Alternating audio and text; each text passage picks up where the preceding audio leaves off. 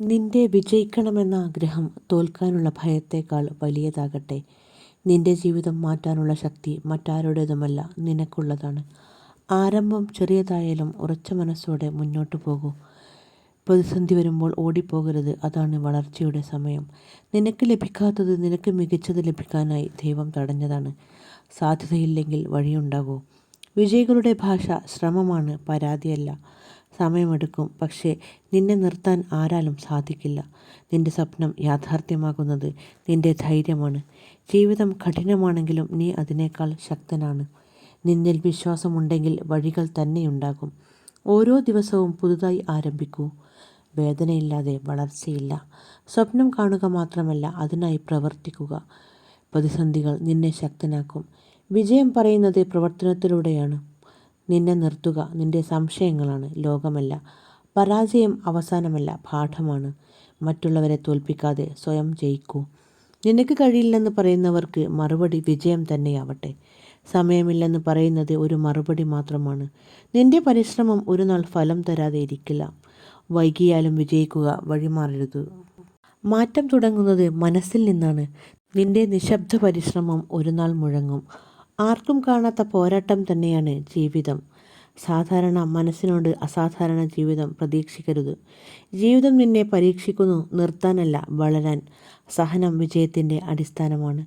ചെറിയ പടികൾ വലുതായ വിജയങ്ങളിലേക്കാണ് നയിക്കുന്നത്. വിജയം ഭാഗ്യമല്ല, ശീലമാണ്. മറ്റുള്ളവർ ഉറങ്ങുമ്പോൾ നീ പരിശ്രമിക്കൂ. നിന്നെ നിന്ദിക്കുന്നവരെ നിന്റെ വിജയം മൗനപ്പെടുത്തട്ടെ. വിശ്വസിക്കുക, നീ അതിനർഹനാണ്. സ്വയം മാറ്റിയാൽ ലോകം മാറും. മനസ്സാണ് എല്ലാം. നിങ്ങൾ ചിന്തിക്കുന്നത് പോലെ നിങ്ങളാകുന്നു.